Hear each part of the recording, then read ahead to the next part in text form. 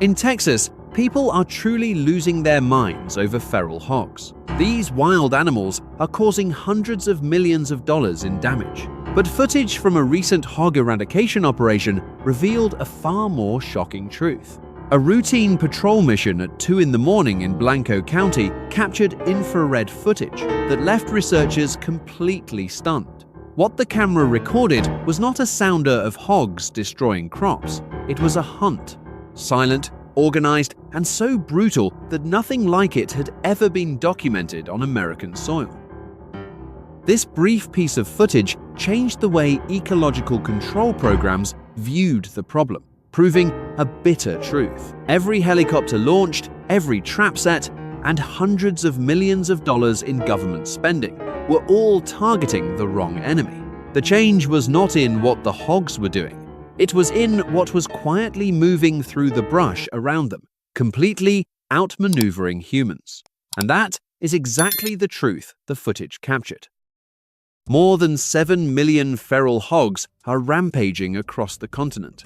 These hogs are not domesticated animals that simply wandered away. They are extraordinarily resilient creatures, combining the unmatched aggression of Eurasian wild boars with the terrifying reproductive capacity of domestic pigs. A single sow can give birth to 24 piglets every year. Their population can double in less than 5 months. This rate of reproduction seems impossible to control.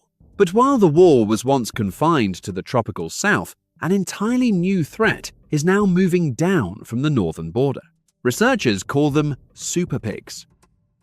After surviving Canadian winters reaching -40 degrees Celsius, these pigs have adapted. They can weigh nearly 200 kilograms, dig enormous tunnel systems beneath snow 2 meters deep, and line their nests with cattails to retain heat. Now, this massive population of super pigs is moving across the border, sweeping through Montana and North Dakota. They can run at 50 kilometers per hour, smash through steel fences, and tear up the ground so deeply that they damage underground fiber optic systems worth millions of dollars. The pressure is not simply the $3 billion in damage they cause every year. A catastrophic threat is drawing closer. If African swine fever reaches this population of 7 million feral hogs, it could spread uncontrollably through the forests, wiping out the entire American commercial pork industry within just a few weeks. Humans know this very well, and they have deployed every powerful countermeasure in their arsenal. The United States government has spent more than $100 million over the past decade. Tens of thousands of traps have been deployed. Fleets of helicopters patrol the skies over Texas every day, costing $20,000 for each sweeping flight. They have even used some of the harshest tactics, such as the Judas pig. A sow is captured, fitted with a GPS collar, and released back into the wild. Instinct drives her to find another sounder. When the GPS signal comes in, helicopters arrive and eliminate the entire group below, while deliberately sparing the collared pig. Then that isolated pig goes searching for another sounder, and the cycle continues. It sounds perfect, but the results amount to virtually nothing. The hogs reproduce faster than hunters can eliminate them. And here is the detail that has driven experts to despair. The hogs are learning. They are not simply running away. They are studying human behavior. Hogs that survive helicopter hunting operations have completely changed their behavior. They have abandoned daytime activity and become entirely nocturnal. When faced with metal drop traps, experienced hogs grab hard branches in their mouths and wedge them into the gate opening to disable the locking mechanism. They calmly eat all the fermented corn and then walk straight back out. It takes only one individual to escape for it to remember the location, the hunter's scent, and the structure of the trap. It passes this behavior on to the next generation, so they can avoid anything similar. The enormous pressure from helicopters and gunfire is not eliminating them. Instead, it is creating a process of natural selection, unintentionally selecting the smartest, most cautious, and hardest to catch hogs to continue reproducing. Hopeless, expensive, a failure. That was the overall picture, until researchers began finding the nests. In 2014, deep in the Texas Hill Country, field researchers began documenting unexplained anomalies. Shallow nests lined with grass and brush where sows shelter their piglets during the most vulnerable first few days of life were repeatedly found completely empty. Not because of hunters, not because of traps, they had been disturbed, and every piglet was gone. No blood, no drag marks, no signs of a struggle whatsoever. Dr. Michael Bodenchuk, a veteran tracking expert, examined one such nest on a frost-covered morning.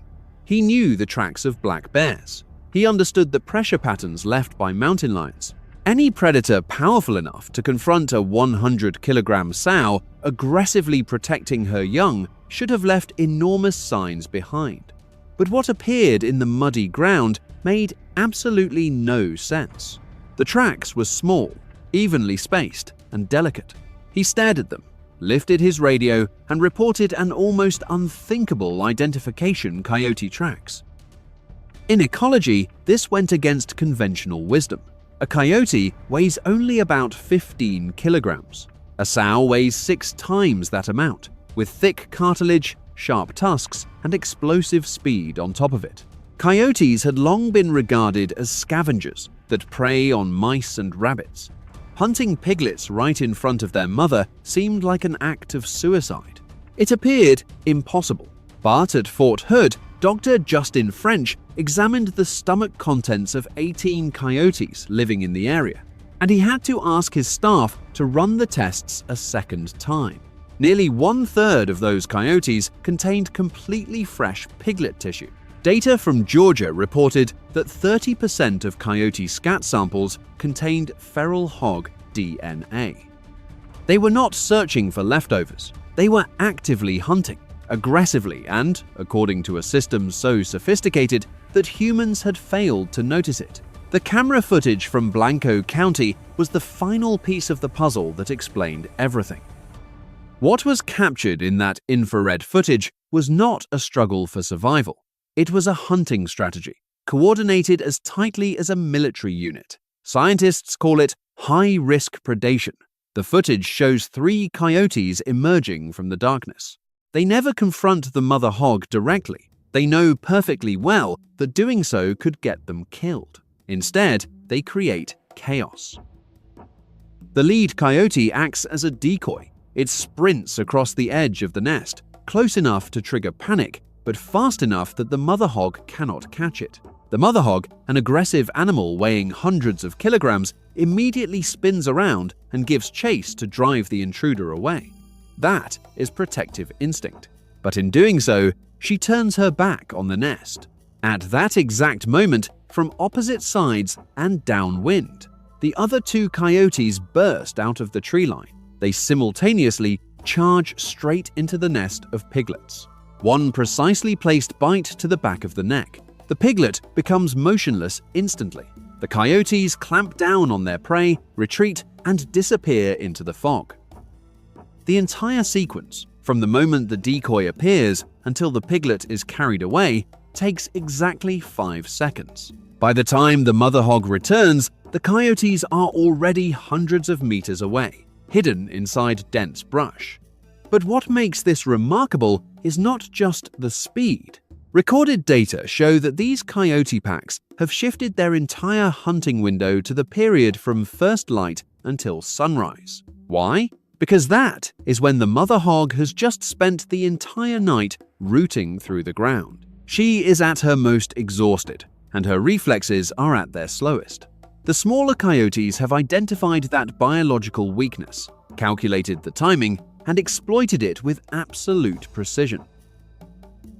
Without expensive helicopters or tens of millions of dollars in funding, the coyotes have learned to coordinate with one another almost as skillfully as gray wolves. They target the exact weakness that government programs struggle to reach most effectively: the piglets.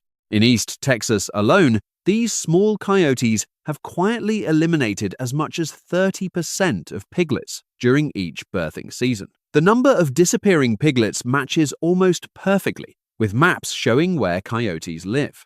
Nature had clearly already provided an extremely effective solution, but then humans stepped in and ruined everything. Irony is always one of the bitterest forces in ecology. While this natural balancing system was helping control millions of hogs, the United States government was spending money to destroy it.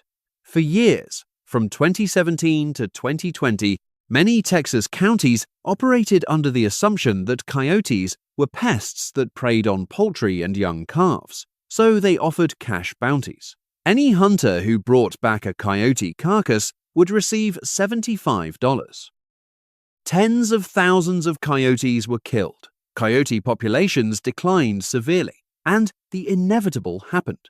In one Texas county, immediately after humans deliberately reduced the coyote population by 60% through bounty programs, the feral hog population surged to 3 times its previous size in just 3 short years. We had made the situation worse ourselves. Ranchers were borrowing money to buy hog traps costing thousands of dollars, while also accepting $75 to shoot the only natural hog control force working 24 hours a day, 7 days a week on their own land. Humans spent hundreds of millions of dollars dismantling the natural balancing mechanism with their own hands, clearing the way for feral hogs to expand without facing any meaningful resistance. When these figures were released, the entire wildlife management industry was stunned. It was time to change strategy and reconsider its own approach. Today, everything has changed. The United States has been forced to completely rethink its approach to ecological management. Paying people to kill coyotes in areas heavily damaged by feral hogs has been suspended.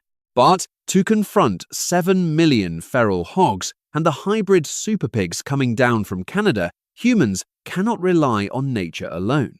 They have to upgrade their technology and combine it with the pressure created by coyotes. Traditional steel corral traps have become outdated.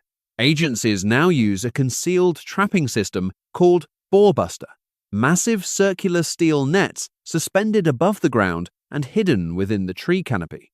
The ground beneath them remains completely open. The hogs walk in to eat scattered corn without sensing any threat or feeling confined. After 2 weeks, they begin bringing dozens of other hogs in to feed at the same time. Dozens of miles away, managers watch the bait through infrared cameras streaming directly to their mobile phones. Once the entire sounder has moved into the center, they activate a button. The steel structure, weighing hundreds of kilograms, drops freely to the ground in an instant. The entire sounder is captured at once without any chance to react, and without a single hog escaping to pass that warning on to the others.